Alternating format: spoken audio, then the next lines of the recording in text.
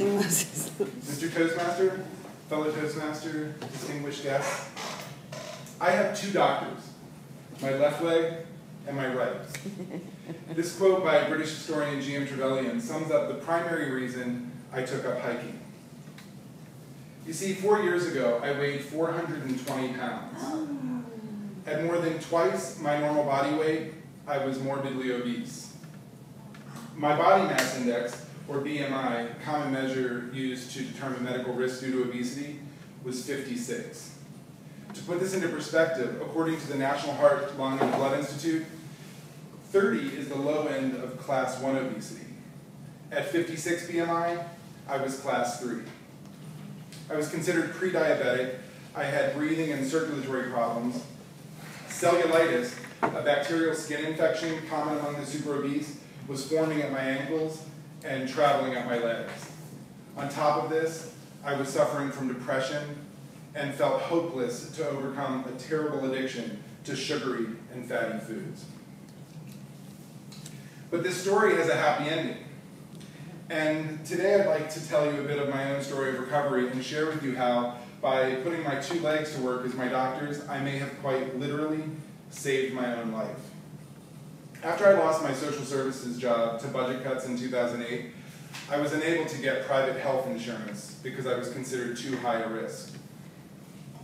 I decided I needed to take immediate and drastic measures to change my conditions myself. If not, I feared I wouldn't live to see my 40th birthday.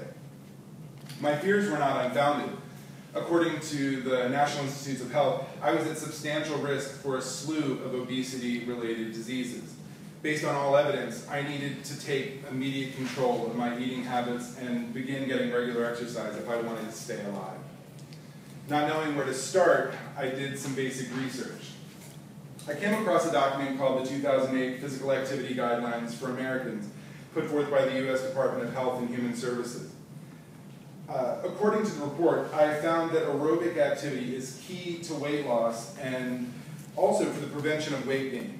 In fact, aerobic activity also lowers your risk of many obesity-related conditions such as coronary heart disease and stroke, type 2 diabetes, high blood pressure, and high cholesterol. It also treats metabolic syndrome and may help prevent certain types of cancer. In short, engaging in regular aerobic activity lowers your risk of early death.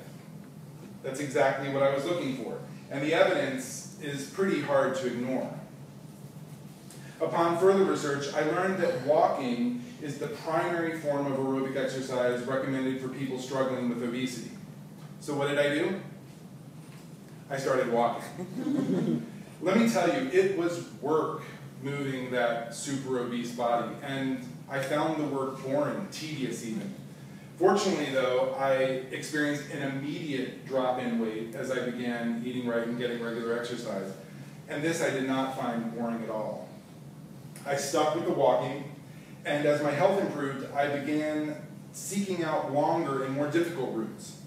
Soon and almost organically, I fell in love with hiking.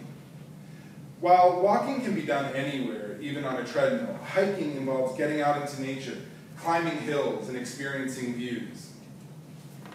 Hiking to me feels less like exercise and more like adventure. Plus, hiking is more aerobically intense than mere walking. To put it plainly, hiking is walking on steroids.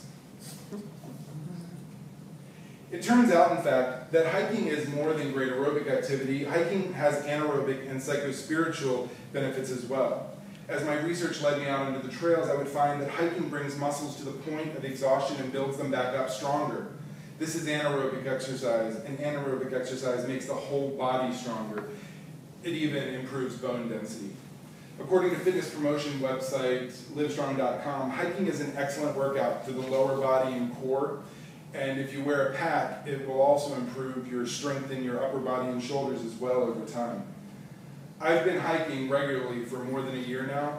I feel like I got back 15 years onto my life. I feel 26, not 41. I mentioned earlier that hiking has psychospiritual benefits. Hiking cleanses the mind and refreshes the soul.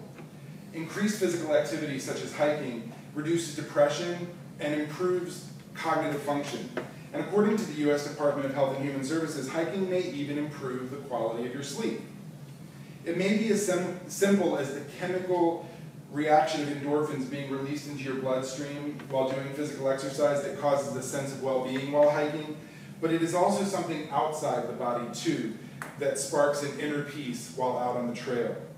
Finding yourself in nature heals the soul. Vistas clear the mind and provide much-needed perspective when the stress of day-to-day living sets in, and each component of nature, the smells, the sights, and the sounds, calm and soothe rattled nerves. For transcendentalist Henry David Thoreau, it was his beloved Lake Walden. He wrote, "A lake is the landscape's most expressive and beautiful feature. It is Earth's eye, looking into which the beholder measures the depth of his own nature." For me, it is the summit of any hill or mountain. I tend to tell people, perhaps less eloquently than Thoreau, that I hike for the payoff. It is the views and the feelings that come from pushing my body to new limits in the cathedral of nature that bring about small bursts of lasting moments of rapture. Imagine feelings of rapture, and all you have to do is strap on a sturdy pair of shoes, grab a bottle of water and some trail mix, and make tracks to the nearest trailhead. Regardless of your current fitness level, you can find a trail nearby where you can immediately start receiving the benefits of hiking. So I challenge you, sometime in the next week, get out there, try for yourself, and see if what I'm telling you is true. I promise that soon you too will credit your legs as your doctor as you hike your way to health. Yes.